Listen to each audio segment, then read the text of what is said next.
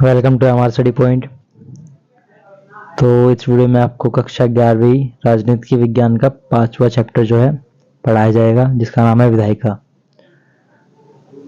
ये एक short summary revision है, याद रखिएगा। इस वीडियो में आपको इस चैप्टर के की पॉइंट्स, जो आपके मेन जो बिंदु है वो आपको बताए जाएंगे।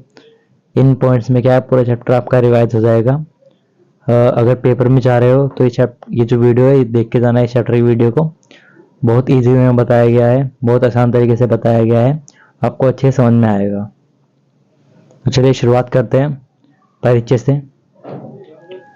विधायिका किसी भी लोकतांत्रिक सरकार का एक महत्वपूर्ण अंग है। यह कानून बनाने, नीति निर्माण और सरकारी कार्यों की निगरानी करने का कार्य करती है। इस पाठ में हम भारतीय विधायिका की संरचना, कार्य और उसके महत्व के बारे में विस्तार से चर्चा करेंगे। ठीक है। विधायिका जो क्या है, वो एक लोकतांत्रिक सरकार, यानी ऐसा देश जिसमें एक लोकतांत्रिक सरकार है, उस सरकार का एक महत्वपूर्ण अंग है।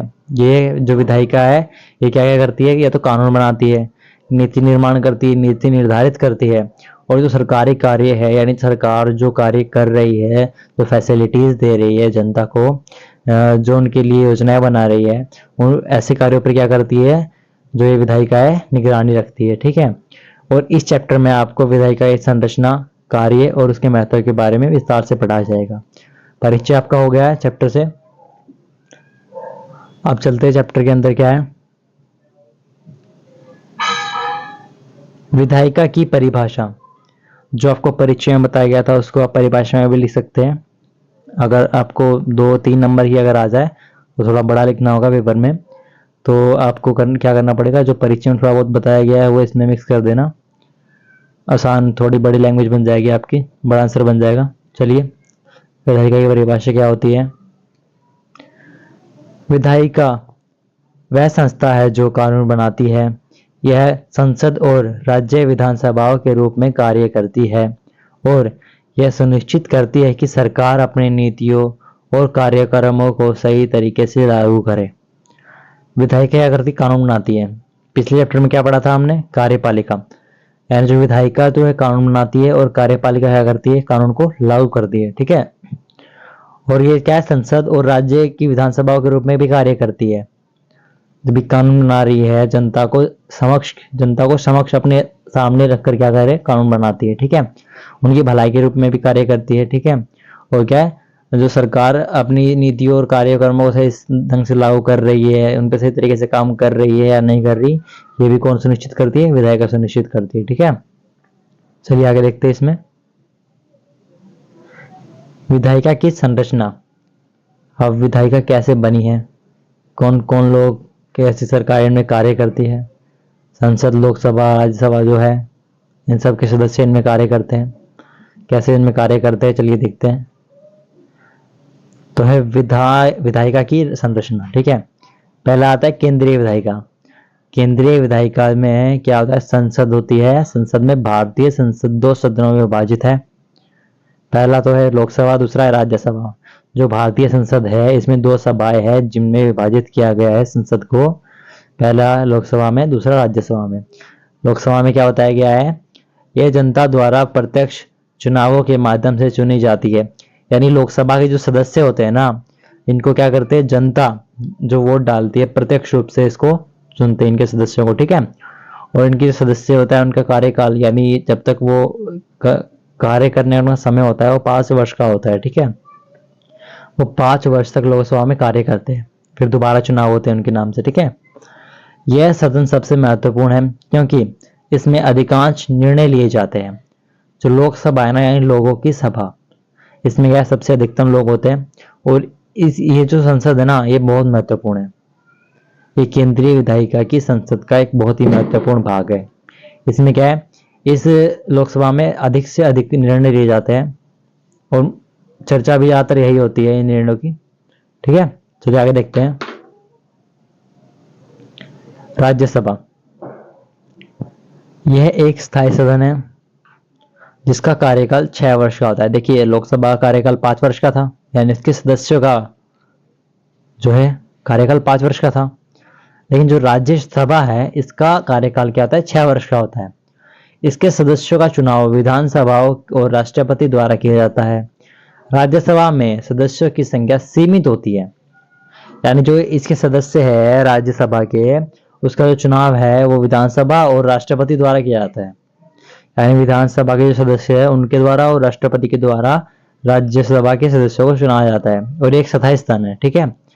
लेकिन जो इसके सदस्यों की संख्या होती है ना, वो सीमित होती है, यानी एक दायरे में बंधी हुई होती है कि भाई इतने हैं तो इतने ही चुनने हैं, इससे ज्यादा होने नहीं चाहिए सदस्य, ठीक है। चलिए आगे देखते हैं। चलिए आगे देखते हैं।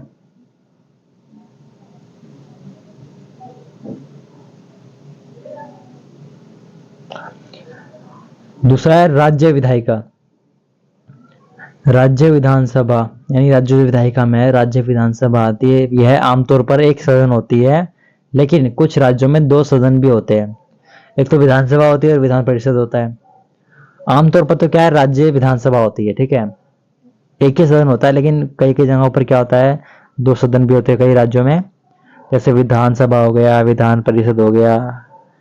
विधानसभा में क्या होता है, जिसमें सीधे चुनाव द्वारा सदस्य चुने जाते हैं, यानी प्रत्यक्ष रूप से जो चुनाव किए जाते हैं, फिर उनके द्वारा क्या है, सदस्यों को मनोनीत किया जाता है, उसे कहते हैं विधानसभा। अब देखिए विधान परिषद क्या होता है। यह सदन उन सदस्यों से बना होता है जो विभिन्न माध्यमों से चुने जाते हैं, जैसे स्थानीय निकायों द्वारा या राज्यपाल द्वारा। राज्यपाल को कौन चुनता है, राष्ट्रपति चुनता है, ठीक है।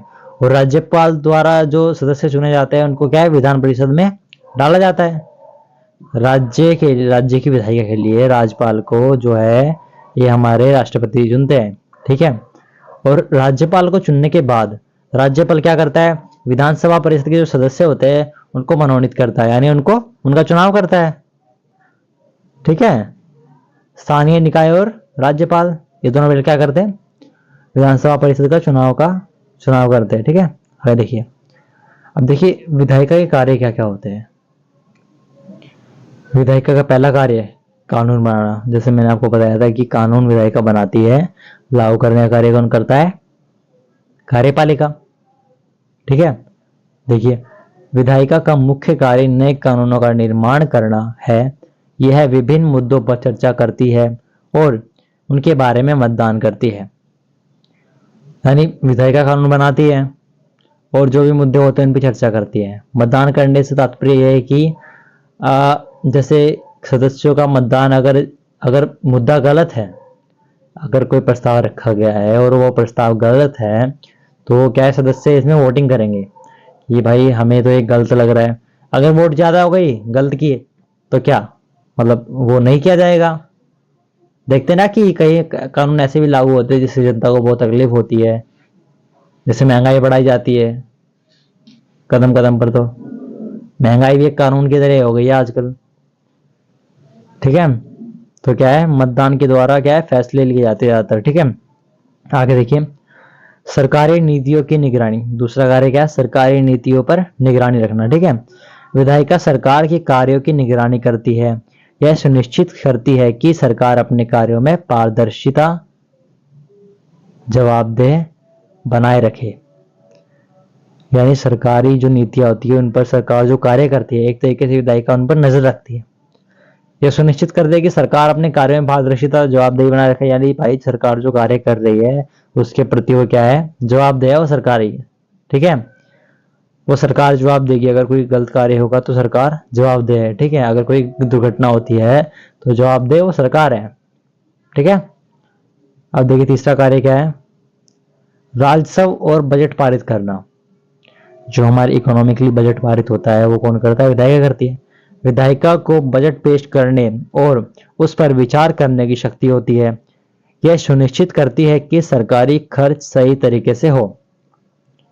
अब आलतू फालतू चीजों पर तो खर्च होगा नहीं सरकारी खजाने से, ठीक है। क्या राजस्व और बजट पारित करने के बाद जो विधायिका है वो ये सुनिश्चित करती है कि जो सरकारी बजट पारित किया गया है वो सही चीजों पर सही ढंग से खर्च किया जा रहा है, ठीक है। चलो चौथा कार्य देखिए, असहमति और बहस। इसमें क्या है, विधायिका में विभिन्न राजनीतिक विचारधाराएं होती है।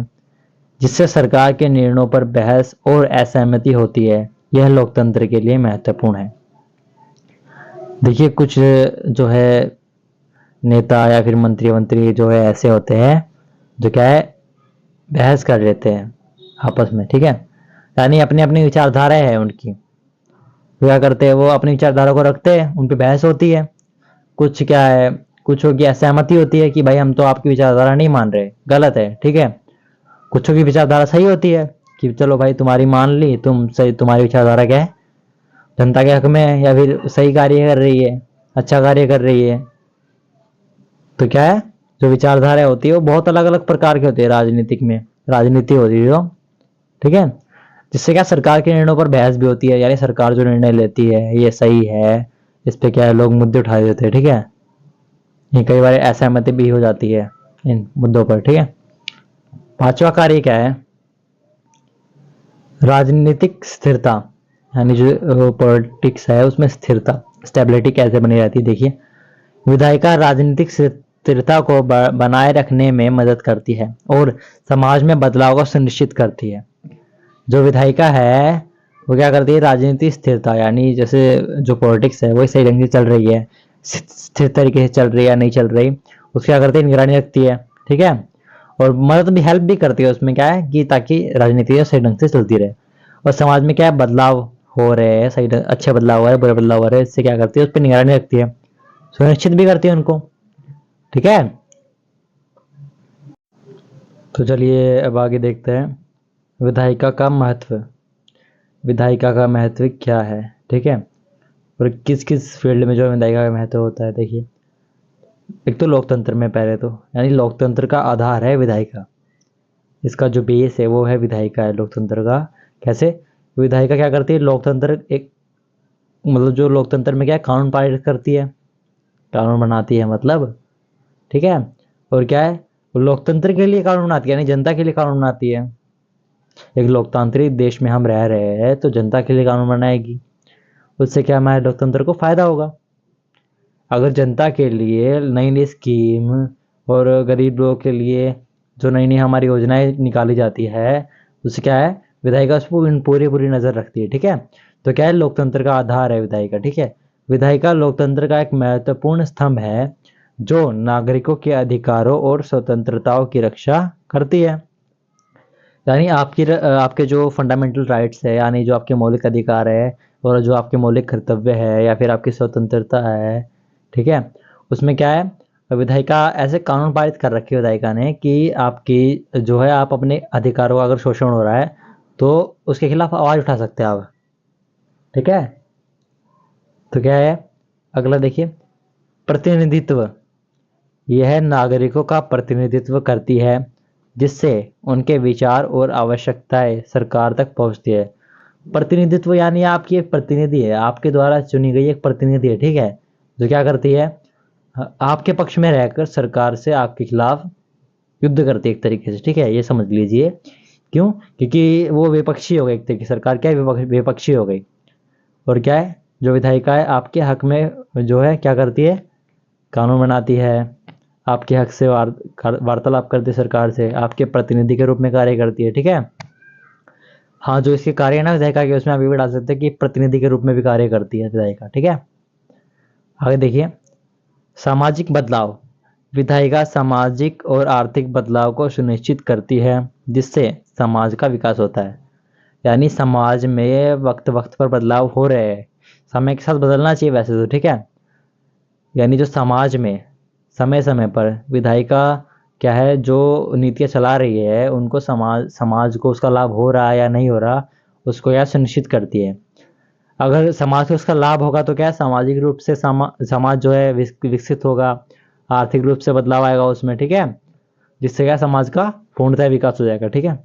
आगे देखिए, अगला महत्व क्या है, नागरिकों की भागीदारी, विधायिका नागरिकों को अपने प्रतिनिधियों के माध्यम से सरकार में भागीदारी का अवसर देती है। यानी विधायिका क्या करती है, जो नागरिक होते हैं, जो देश की जनता होती है, उनको यह अपने प्रतिनिधियों के माध्यम से क्या करती है, भागीदारी का अवसर देती है पूर्णतः सरकार में। यानी ये खुद की सरकार भी हम बना सकते हैं, देख लीजिए, ठीक है। तो क्या होता है, सरकार में भागीदारी का अवसर कौन देती है? विधायिका देती है। इसलिए नागरिकों की भागीदारी आवश्यक भी है ताकि हमारे प्रतिनिधि के रूप में कार्य कर सके। ये बहुत आवश्यक चीज़ है और बहुत बढ़िया चीज़। चलिए देखते हैं पाठ का निष्कर्ष। देखिए, विधायिका एक लोकतांत्रिक व्यवस्था की नींव है। यह न केवल कानून बनाती है बल्कि सरकार के कार्यों पर निगरानी रखती है और नागरिकों के अधिकारों की रक्षा करती है। विधायिका की प्रभावशीलता और पारदर्शिता किसी भी लोकतंत्र के स्वास्थ्य के लिए अत्यंत आवश्यक है। यानी विधायिका के लिए जो इसमें बताया गया है चैप्टर में है, उसको क्या आपके निष्कर्ष में क्या उतार दिया। ठीक है, आपके मतलब लिख सकते हैं इसके निष्कर्ष में आपके अच्छे पॉइंट बन रहे एक दो, उसमें छाट छाट कर आप लिख लीजिएगा और अच्छे खासे आपके नोट्स है। ठीक है, अगर आप किसी भी विषय पर आमतौर पर और कोई जानकारी चाहते हैं तो कृपया हमें कमेंट करें। ठीक है, thank you for watching my video. Subscribe, like and share my channel for more videos.